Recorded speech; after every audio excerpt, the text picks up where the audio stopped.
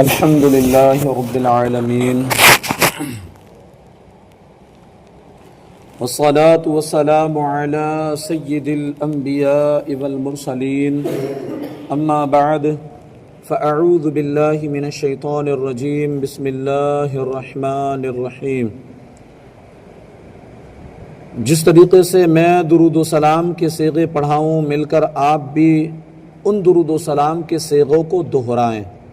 الصلاۃ والسلام علیک یا رسول اللہ وعلی آلک واصحابک یا حبیب اللہ۔ الصلاۃ والسلام علیک یا نبی اللہ وعلی آلک واصحابک یا نور اللہ۔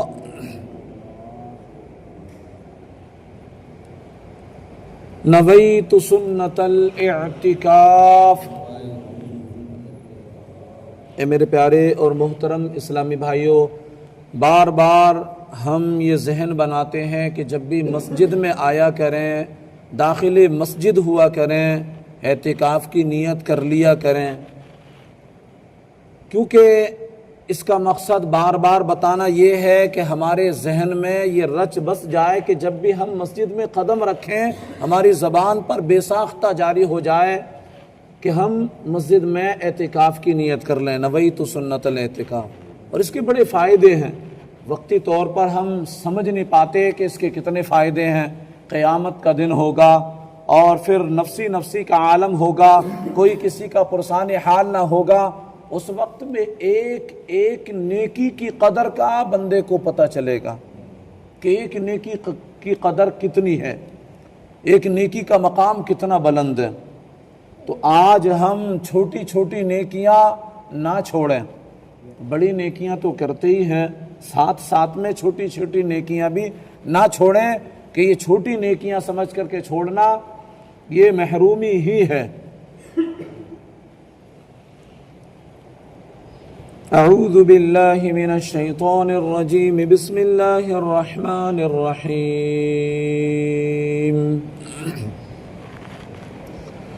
الذي جعل لكم الأرض فراشا والسماء بناء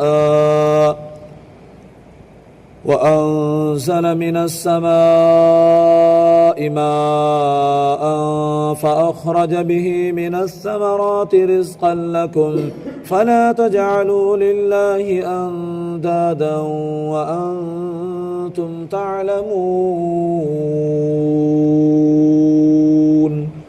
صدق اللہ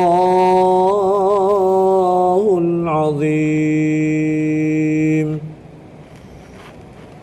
اللہ پاک کلام مقدس میں ارشاد فرماتا ہے، جس نے تمہارے لیے زمین کو بچھونا اور آسمان کو چھت بنایا، اور اس نے آسمان سے پانی اتارا، پھر اس پانی سے تمہارے لیے کھانے کے لیے کئی پھل پیدا کیے، تو تم جان بوجھ کر اللہ کے شریک نہ بناؤ۔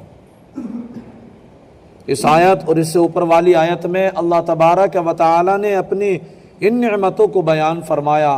مخلوق کو عدم سے وجود میں لانا، آسمان و زمین کو پیدا کرنا، آسمان و زمین سے مخلوق کے رزق کا مہیا کرنا، آسمان سے بارش اتارنا اور زمین سے نباتات اگانا۔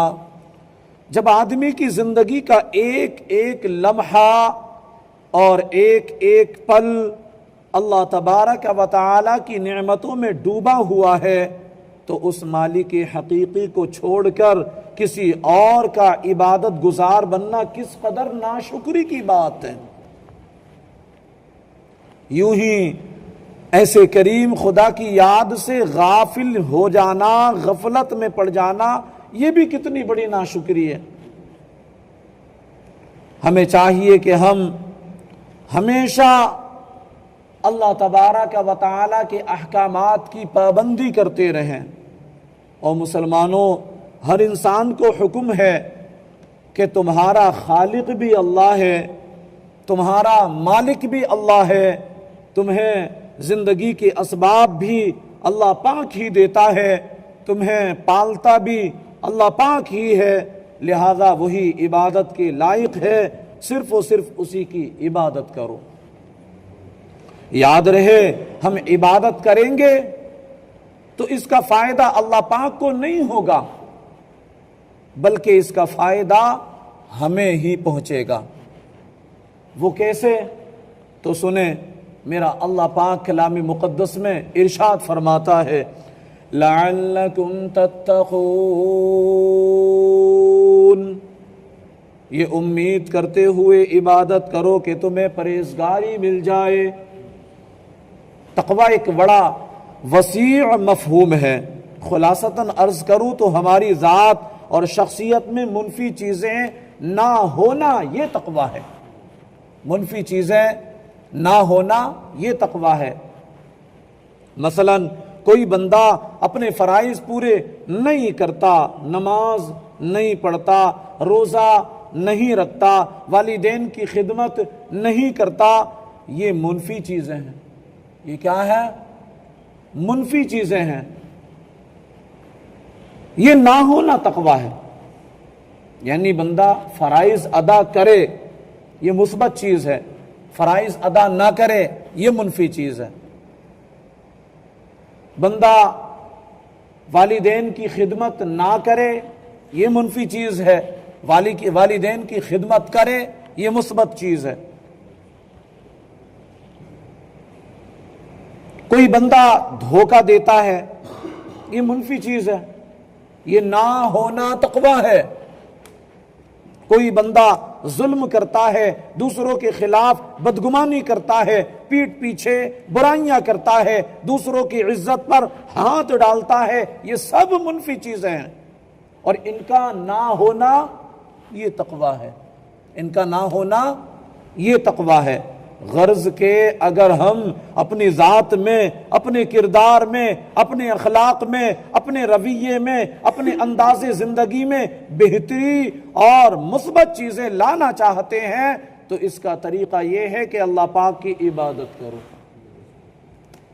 اس کا طریقہ یہ ہے کہ اللہ پاک کی عبادت کرو۔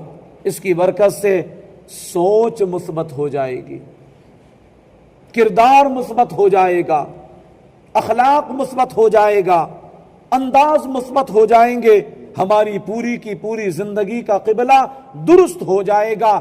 جب یہ ہو جائے گا تو اللہ پاک کی مہربانی سے ہم سیدھے راستے پر بھی ہوں گے اور دنیا و آخرت میں کامیابی بھی پائیں گے۔ یہ ہے عبادت کرنے کا ایک بنیادی فائدہ۔ اللہ پاک ہم سب کو اخلاص کے ساتھ، نیک نیتی کے ساتھ بکثرت عبادت کرنے کی توفیق نصیب فرمائے، آمین بجاہ النبی الامین صلی اللہ علیہ وآلہ وسلم۔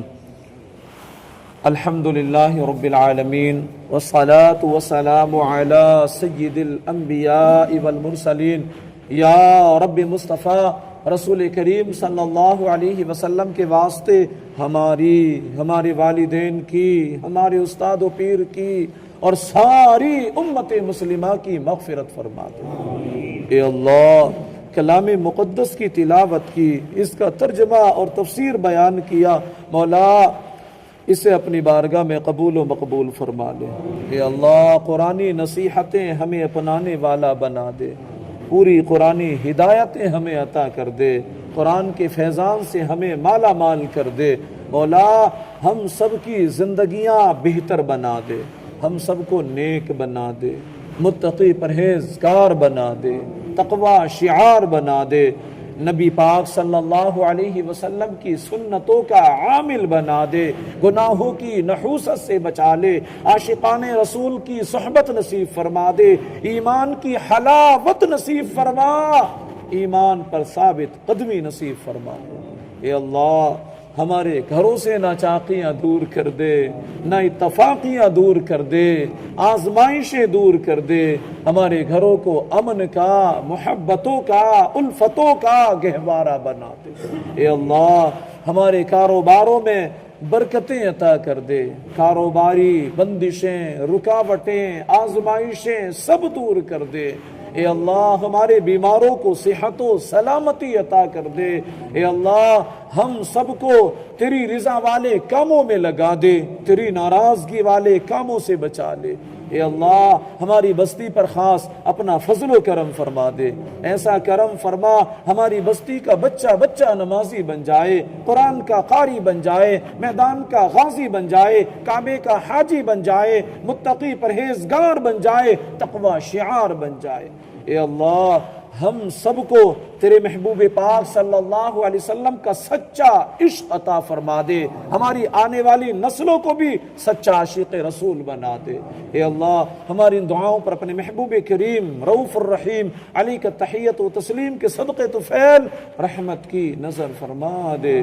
سبحان ربک رب العزت عما یصفون وسلام على المرسلين والحمد لله رب العالمين لا إله إلا الله محمد رسول الله صلى الله عليه وسلم۔